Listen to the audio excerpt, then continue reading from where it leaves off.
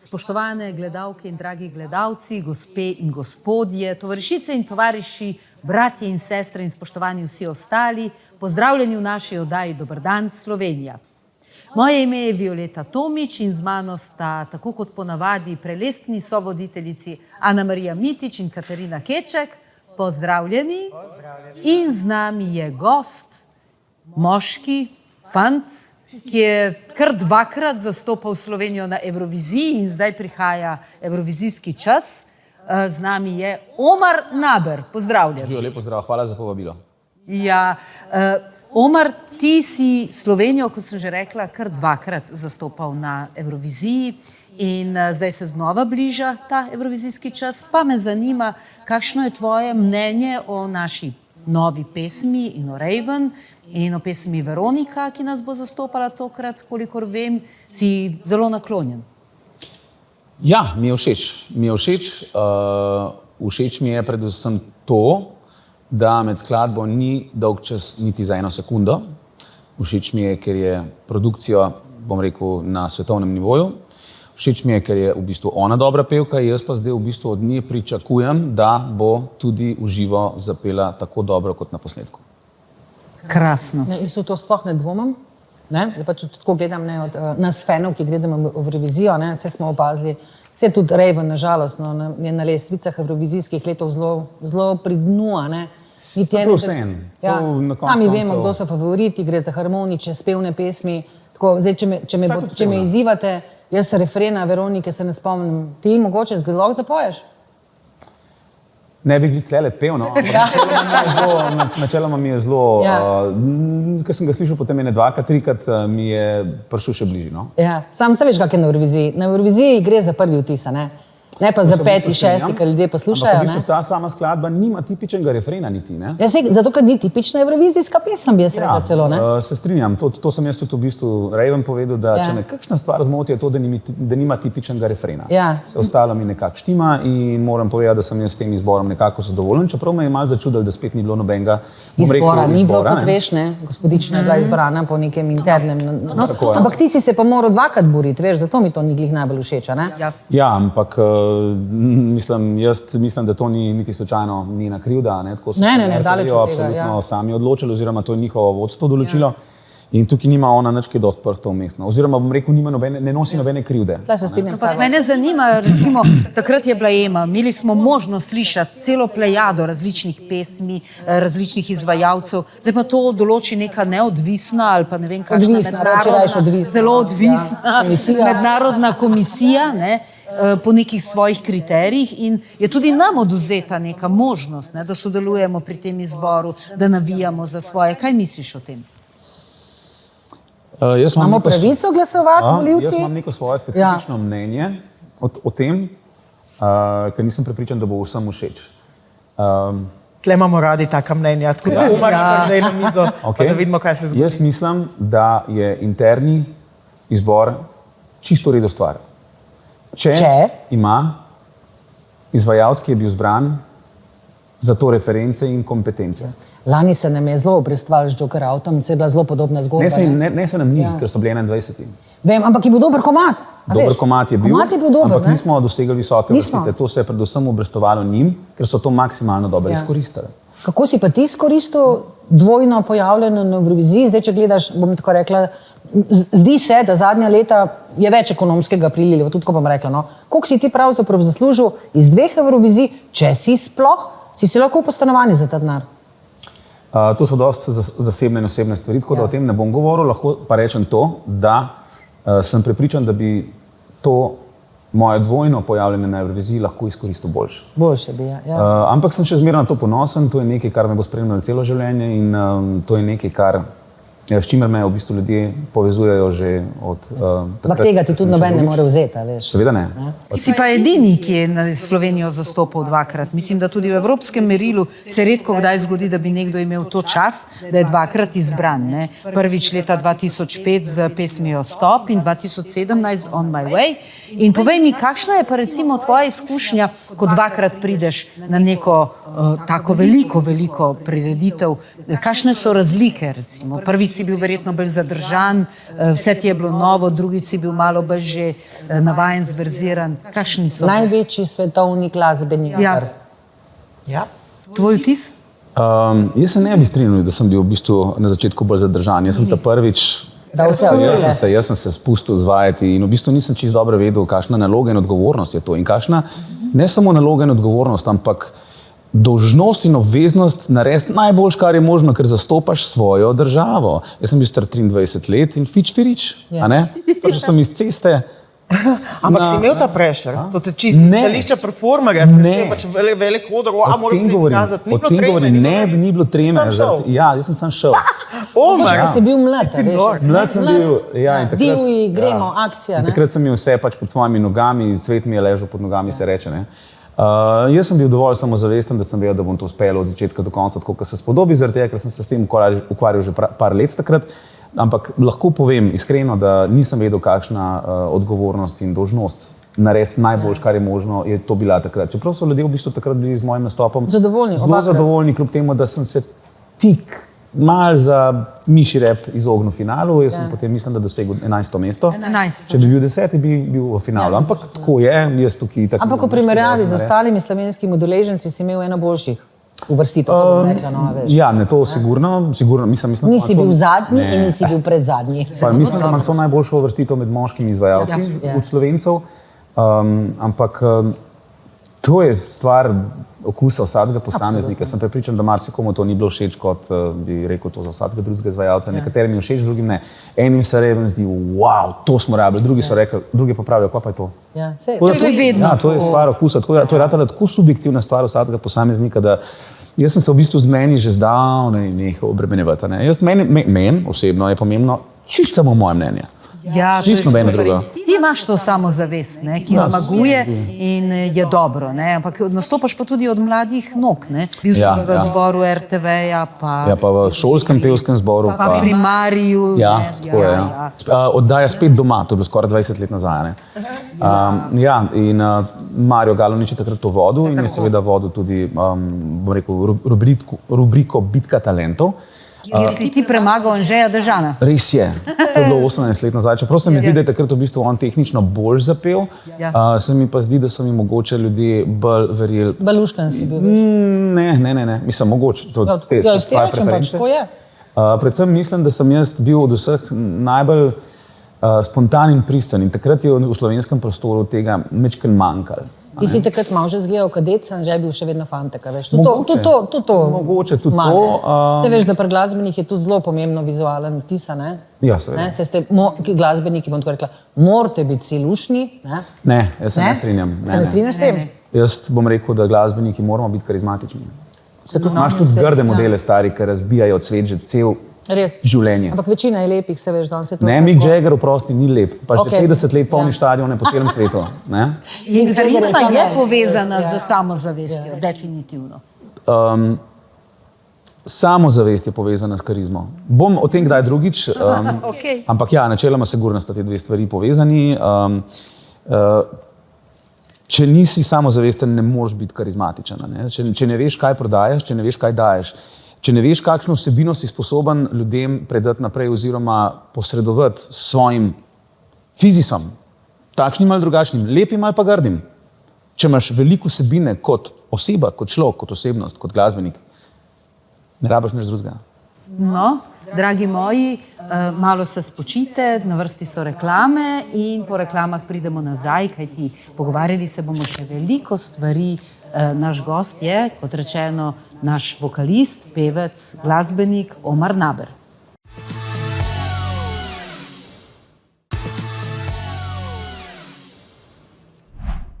Pozdravljeni nazaj v naši oddaji Dober dan Slovenija. Z vami smo še vedno naša triperesna deteljica Cvet lepote, pametni in zgovornosti, Violeta Tomič, Ana Marija Mitić in Katarina Keček in z nami je naš gost Omar Naber, ki krasi našo triperesno deteljico. Končno imamo takega fajn, nasmejanega fanta ob sebi. Hvala lepa za kompliment. Ja, lej, super. In leta 2005 je bilo, bi rekli, tvoje leto, neke vrste preboj. bil si, ne vem, najbolj predvajan avtor v Sloveniji v tistem času in tudi nominiran si bil za Viktorja.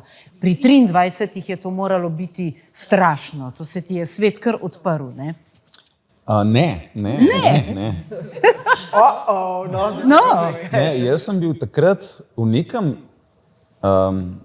posebnem stanju, takrat sta bila moja starša v ločitvenih postopkih, oziroma takrat je bilo že konec vsega. Ne. Sam smo živeli v ne najboljših razmerah in jaz sem to projiciral čisto na nek drug način. Ne. Bom pa tako povedal, jaz sem recimo svoje prve pesmi, skladbe začel pisati že pri svojih 16, 15, 17 letih. Pri 17 sem vedel, wow, koliko imam jaz vsebine, če se izoblikujem. In jaz sem se pač zaradi te bolečine predajal pač glasbi in oblikovanju samega sebe in svojega izraza in sem zaradi tega že pri 23 imel ogromno ene vsebine. Bil sem izdelan, jaz sem bil pri 23 že izdelan in sem imel takrat, kljub temu, da sem bil v nezrelih letih, občutek, da mi to, kar se dogaja, pripada. Jaz sem tako vedel, da se mi bo to zgodilo. to je čudovito. That's the point, ne? Imel si vizijo. Duva, ne? Exactly, takrat sem bil.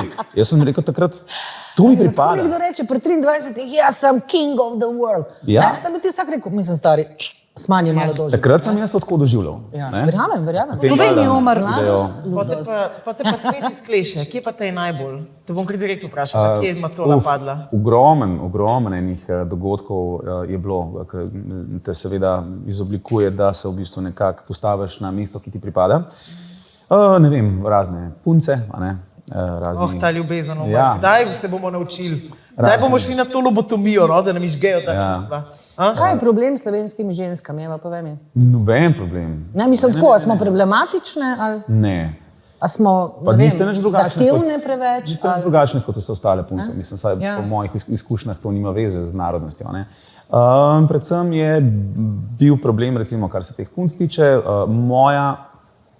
moje neznanje o pač ženski naravi, a ne, ker me noben ni tega učil, nikoli se mi ni bilo treba tega učiti. Vzorcev doma nisem imel dobrih, so bili celo slabi, zelo slabi. A ne. Ja, pa še tako bi te vprašala, da bi rekla, tvoj oče, če se ne motim, je iz Jordanije, ne? Ja. Lepo bom rekla, da imaš pol arabske krvi, ker se mi zdi to itak krasno in te tudi seveda to tudi opredeljuje na nek način, malo si drugačen v pozitivnem smislu.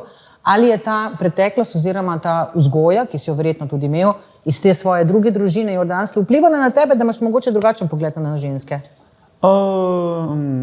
Mogoče. Veš, da smo, ne, da mi smo biološko malo podrejeni vam. Ne gledam tako, ampak v bistvu jaz sem videl, kako sta se oče in mama obnašala, oziroma kakšen je bil to odnos. In to ni bil najlepši in ni bil najbolj zdrav odnos in zaradi tega so to neki vzorci, ki se ti potem Stane v tebi, ne hote. urinejo v podzavest in grejo težko ven. Zaradi tega tudi jaz nimam pač najboljših izkušenj z dolgoročnimi zvezami in tako naprej.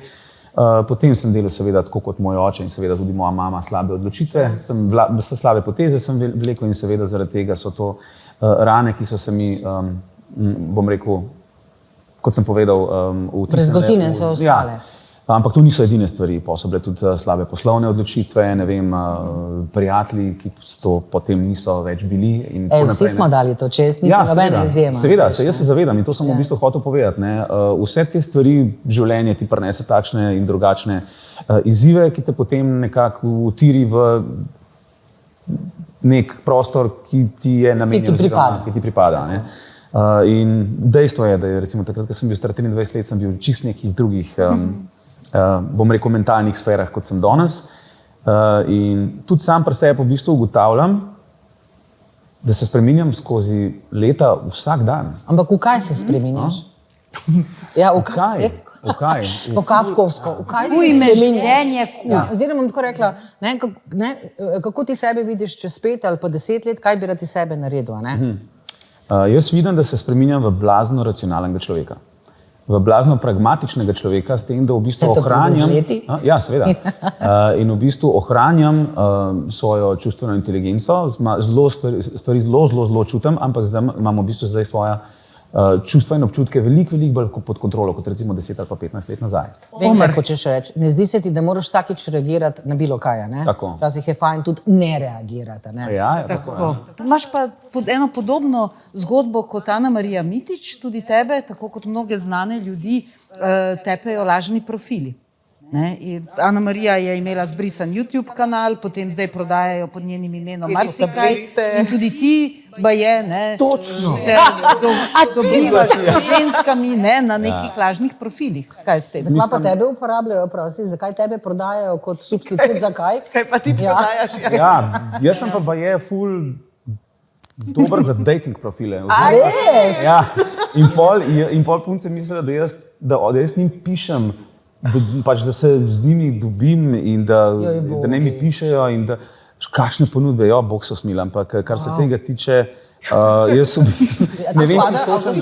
A bi to rekel, bom tako rekla, to, kar ti ženske piše, a bi ti to dal v zvrst spolnega nadlegovanja? To, kar mi ženske pišejo? Ja, vprašam te, ker razumem, da moški nadlegujejo, ampak tudi ženske tudi, ne? Kakšna nadlegovanja?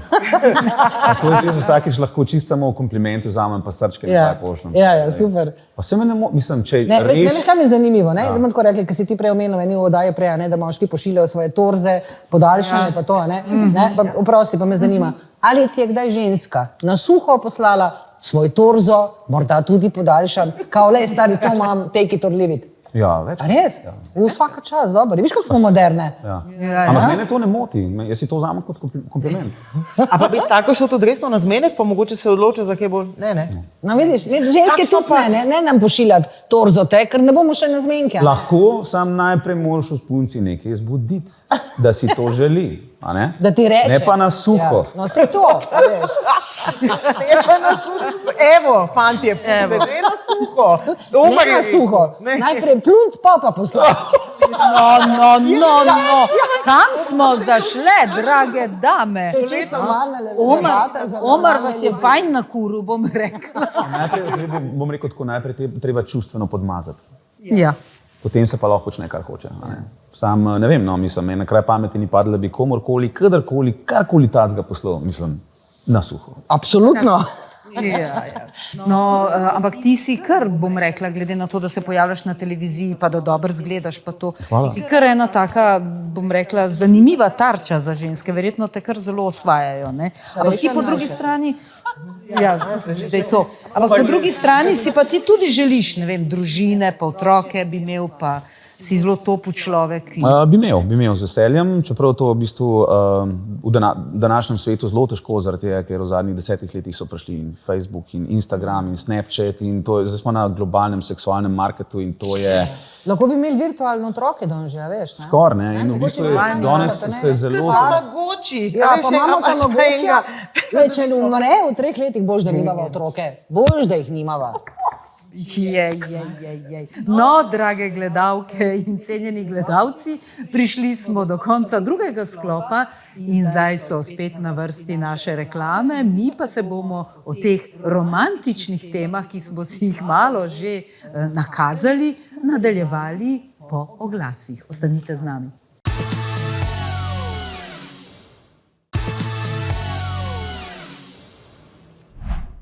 Spoštovane gledalke in dragi gledalci, pozdravljeni spet nazaj v naši oddaji Dober dan Slovenija. Še vedno se pogovarjamo z čudovitim gostom Omarjem Naberjem in prišli smo do zanimivih tem, nekje smo pri ljubezni. Nekoč si rekel za revijo Lady, nobena zveza, odnos, razmerje mi v življenje niso prinesli več miru in osebne sreče kot takrat, ko sem sam. Pa sej res. Mislim, mogoče sem sam kriv, ker sem delal napačne odločitve in vlekel napačne poteze. Jaz nikogar ne krivim za to, ampak načeloma se imam boljš, vsaj do zdaj sem se še zmeraj imel boljš, ko sem bil sam. Mislim pa, da bi mogel biti vsaj po nekih naravnih zakonih tako, da smo moški in ženske boljši skupaj, kot smo narazen. In jaz tega pač žal še nisem doživel, kar ne pomeni, da je krivda na ženskah, nikakor. Jaz mislim, da sem sam kriv zaradi slabih odločitev, ali pa tudi mogoče, recimo, bom rekel, zaradi vzorcev, ki sem jih prejel v otroštvu od očeta in mame.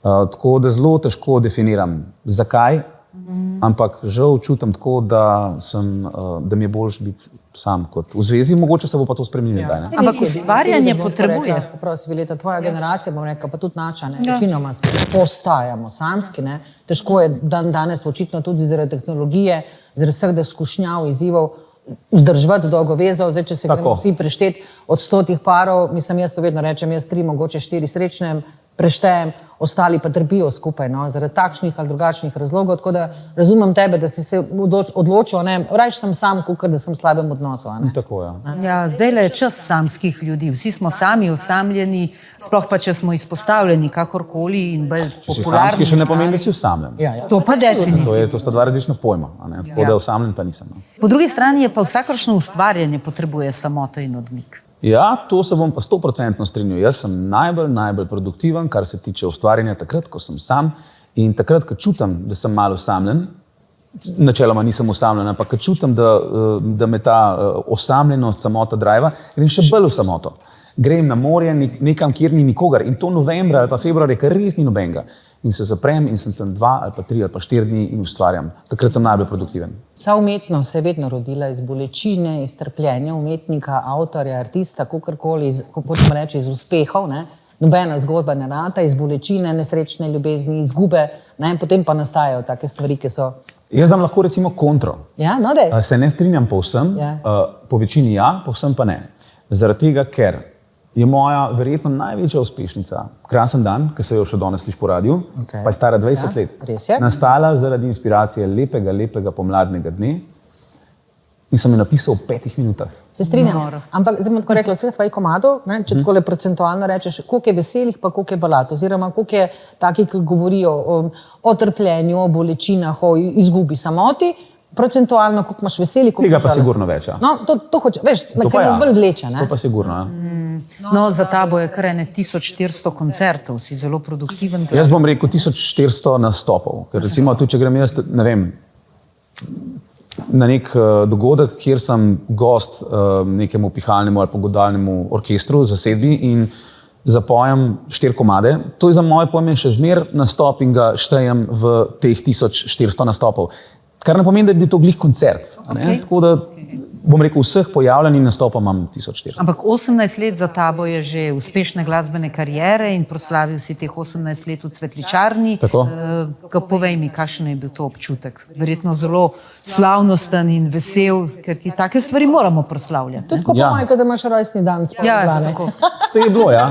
Mislim, jaz sem bil zelo vesel, da sem v bistvu slišal vse tiste svoje privržence in poslušalce, oboževalce, da so vsi v resnici peli moje komade skupaj z mano in dvorana je bila polna in razprodana in kar mene v bistvu zelo začudilo, ker sem nekaj let pa vseeno miroval, nekaj let sem živel v Londonu, mislim leto pa pol, 2. In večkrat sem se omaknil, pa sem v bistvu videl, da ljudje v bistvu še zmer povajo z mano tiste skladbe, ki so bile uspešne leta 2005, 2006, 2007, 2008, od takrat je 15 let, 20 let. Kar živahne, ne? In sem rekel, ajde, pomagajte mi, so mi pomagali. Od začetka do konca. Ne samo refrene, ampak tudi kitice. Bravo. Ti si eden redkih glasbenikov, za katerega jaz vem, da je poskušal, bom tako rekla, v tujini na nek drug način. Igral si na, bom rekla, londonskih ulicah, a ne? Tam ni tako, kot pri nas, ko pride vsak, ko ima kitarco, pa se postavi na vogal. Tam ti lahko prideš do mesta, oziroma ki so označeni, gre za organizacijo, ne moreš priti kar Slovenc, pa tam neki brenkata, ne. Mogo si neke tečaje, audicije, oziroma audicije čez to. Ja. Za igranje na cesti, o tem hočem povedati, ne. Rabiš iti na audicijo, ampak to v bistvu ni igranje na cesti, ampak v podzemni železnici. Mislim, okej, ampak v podzemnem sistemu. Ja. Je tako, vsako leto pride tja, mislim, da na audicijo od 7 do 8 tisoč ljudi. Ja, z celega sveta. Ja, seveda. Ko bom rekla, nadebudnih glasbenikov. 7 do 8 tisoč je pač teh, bom rekel, Mest? Mest za audicijo in sprejmejo jih toliko, kolikor jih pač prejšnje leto odide. Se pravi, to je pa med 30 in 45. In sem to audicijo naredil in so me sprejeli. In sem si na nek način to štel tudi včasih in takrat vem, da objavil en video ali na Facebook ali na YouTube.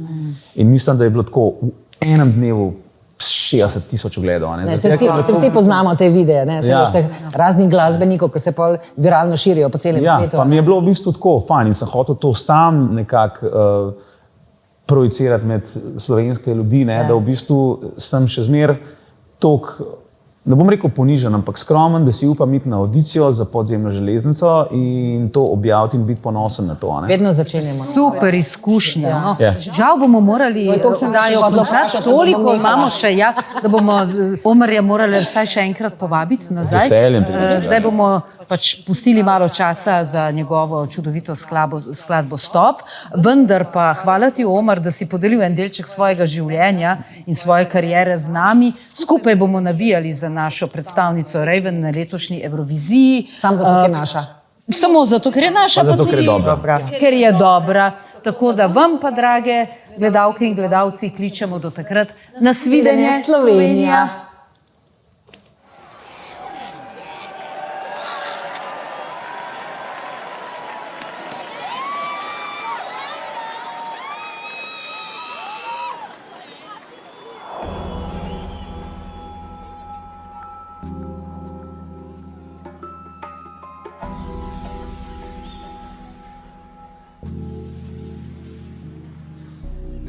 Prašen zid, naslonim se, z vso močjo upiram se. Potrkam in upam, da sploh ne slišiš me, a vrata odpreš kot, da ti vseeno je. Zakaj se oba pretvarjava, z njegovim poljubom si ti podpisana. Daj zveži mi roke, da se utopim v tvojem naročju lažih izkrvavim. Saj reci mi stop, ko v oči gledam te vsaj nocoj. Daj zveži mi roke, da se utopim v tvojem naročju lažih izkrvavim.